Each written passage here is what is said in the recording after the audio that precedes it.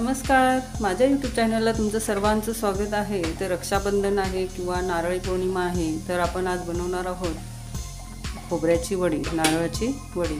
तर मी घेतलेला आहे नारळ, किसून घेतला आहे। हा 1.5 वाटी आहे, हे पाव किलोचा चमचा आहे हा। तर बघू शकता हे 1.5 वाटी आहे। 1 वाटी मी साखर घेतलेली आहे आणि छोटी वाटी दूध घेतलं आहे घट्टवालं, आणि 2 चमचे मी घेतलेलं आहे दूध पावडर।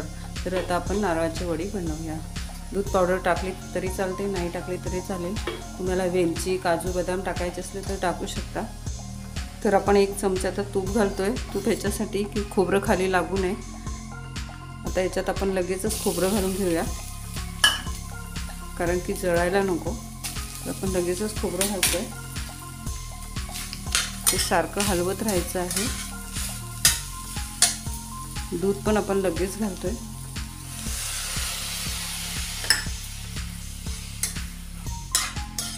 त्याच्यातला काळा भाग, जो पाठीचा भाग आहे खोबऱ्याचा, तो काढून टाकलेला आहे मी। तर बघू शकता एकदम सफेद असा आपला खोबऱ्याचा चव आहे, पीस आहे। आता आपण त्याच्यात साखर पण घालून घेऊया। साखर तुम्ही थोडीशी कमी जास्त करू शकता। एकसारखं हलवत राहायचं आहे आपण त्याला। साखर पातळ झाली की पाणी सुटायला सुरुवात होते।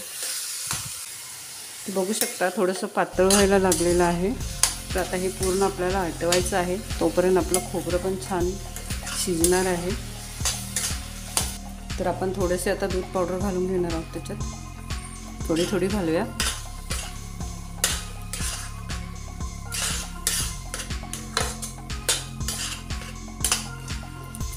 थोडा वेळ लागतो, पण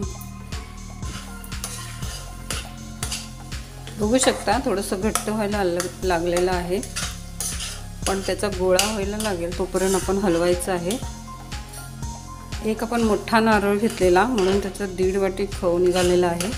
छोटा नारळ घेतला तर 1 वाटी निघतो। मी मोठा नारळ घेतलेला आहे।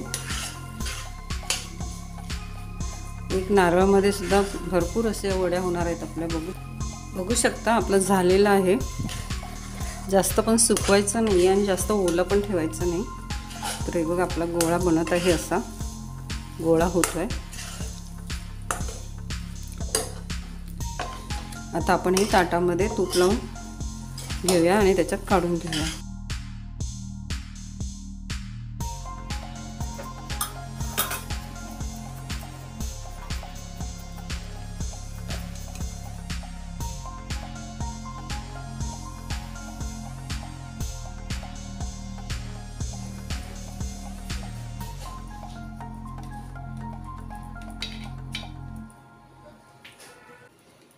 एका नारळाची वडी भरपूर अशी झालेली आहे आपली, बघू शकता। तर आता आपण ह्याच्यात काढून घेऊया। तुम्ही बघू शकता किती छान आपली नारळाची वडी झालेली आहे। तुम्ही बर्फी बोलू शकता किंवा नारळाची वडी बोलू शकता। छान असा कलर आलेला आहे आणि थोडंसं तूप घातल्यामुळे त्या वडीला शाईन पण आली आहे। तुम्ही बघू शकता किती छान दिसते। तर नक्की तुम्ही करून बघा। आपल्याला नारळी पौर्णिमेला काहीतरी नारळाचा पदार्थ बनवायचा असतो। तुम्ही गोड भात बनवू शकता किंवा नारळाची वडी सुद्धा बनवू शकता।